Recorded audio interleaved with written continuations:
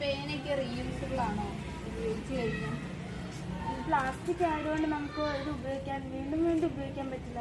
അപ്പോൾ നമുക്കിത് പ്രകൃതിയിലോട്ട് പേപ്പർ പോലത്തെ സാധനം നമുക്ക് എന്തെങ്കിലും ചെയ്യാൻ പറ്റുമോ? കത്തിച്ച് കളയോ അങ്ങനെ പ്ലാസ്റ്റിക് വലിച്ചെറിയാനല്ല, കത്തിച്ച് അങ്ങനെ എന്തെങ്കിലുമൊക്കെ ചെയ്യാമായിരുന്നു.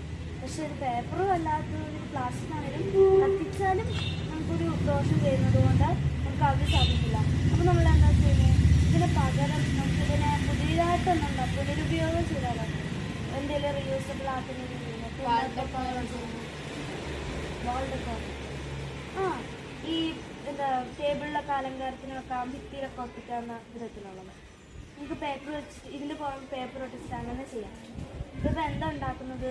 ഈ സംഭവം ഇതെങ്ങനെ ഉണ്ടാക്കുന്നത്? തുടക്കത്തിൽ എന്തിപ്പോൾ ഉണ്ടാക്കി തുടങ്ങും നമ്മൾ കുറേ പേനകൾ ആദ്യം കളക്ട് ചെയ്യണം. അങ്ങനെ കളക്ട് ചെയ്തിട്ട് നമുക്കതെല്ലാം കൂടി ഒട്ടിച്ച് വെക്കാം. ഒട്ടിച്ച് വെച്ചിട്ട് ഇപ്പം നമുക്ക് നേരെ ഒരു സർഫസ് കിട്ടില്ലേ, അതിൻ്റെ മേലിൽ എന്തെങ്കിലും വെക്കാനോ ഈ ഹോൾഡർ പോലെ എന്തെങ്കിലും വെക്കാനോ അങ്ങനെ എന്തെങ്കിലും. ഇപ്പം നമ്മൾ ഈ പേനകളൊക്കെ വെച്ചിട്ട് നമുക്ക് അങ്ങനെ ഉണ്ടാക്കത്തില്ല. അതുപോലെ തന്നെ ഈ ഹോൾഡർ എന്ന് പറയുമ്പോഴത്തേനും ഇത് നേരെ ഒട്ടിച്ചൊരു സാധ്യത സ്ക്വയർ ഷേപ്പിൽ നമുക്ക് കിട്ടുമല്ലോ. അപ്പോൾ അങ്ങനെ നമുക്ക് എന്തെങ്കിലും വാളിൽ എന്തെങ്കിലും ഒട്ടിക്കാൻ പറ്റുന്നോ അങ്ങനെ എന്തെങ്കിലുമൊക്കെ നമുക്ക് ചെയ്യും.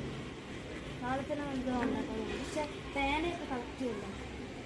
നമുക്ക് ഓരോ ക്ലാസ്സിൽ നിന്ന് നമുക്ക് ചോദിക്കാം. പിന്നെ അതുപോലെ നമ്മുടെ കയ്യിൽ റീയൂസബിൾ ആക്കാൻ പറ്റുന്ന കൂട്ട് എഴുതിയ പോയ പേനയൊക്കെയില്ല, അത് കൊടുത്തിട്ടില്ല അല്ലെങ്കിൽ വീട്ടിലിരിപ്പുണ്ടെങ്കിൽ നമുക്ക് അതും എടുക്കാം. ക്യാപ്പ് ഉണ്ടെങ്കിൽ ഏതും കുഴപ്പമില്ല.